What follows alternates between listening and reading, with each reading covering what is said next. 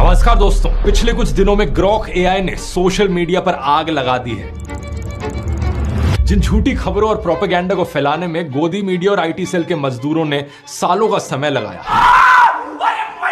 लाखों WhatsApp forwards भेजे लोगों के फोन में, सबका सब एक ही दिन में दूध का दूध और पानी का पानी कर दिया इस एक आर्टिफिशियल इंटेलिजेंस के सॉफ्टवेयर ने।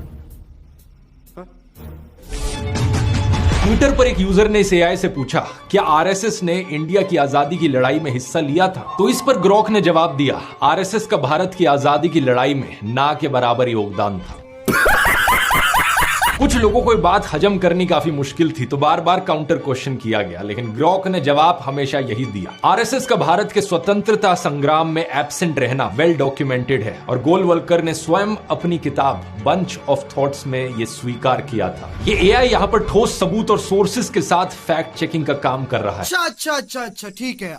जब एक और यूजर ने पूछा कि भारत के कौन से प्रधानमंत्री प्रेस कॉन्फ्रेंस से सबसे ज्यादा डरते हैं, तो उसने नरेंद्र मोदी का नाम लिया। जब इससे पूछा गया कि भारत के सबसे कम्युनल नेता कौन है, तो इसने फिर से नरेंद्र मोदी का नाम लिया। इसने सावरकर के बारे में भी पूछने पर बताया कि अंग्रेजों से सबसे ज्यादा माफी मांगने वाले में विनायक दामोदर सावरकर का नाम आता है। ऐसा मत करो मेरी जान, जिन्होंने जेल से रिहाई के लिए कई माफीनामे लिखे। और हाँ, सावरकर ही वो शख्स थे जो अंग्रेजों से 60 रुपए मासिक पेंशन लेते थे,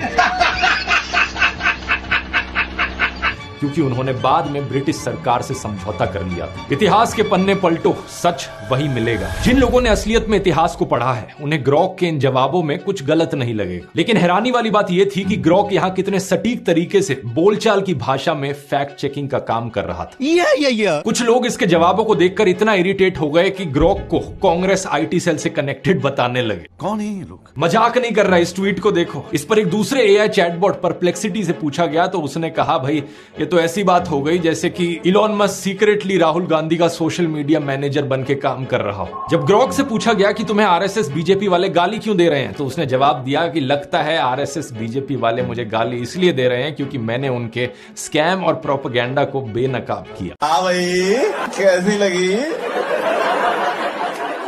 आगे स्वाद। तो शांति से जरा थोड़ी देर बैठिए और सोचिए, अगर हम करें तो करें क्या, बोले तो बोले क्या? धंधा बंद करवाएगा क्या? झूठ को एक्सपोज होने में टाइम लगता है कभी कभी, मगर एक्सपोज हो रहा है।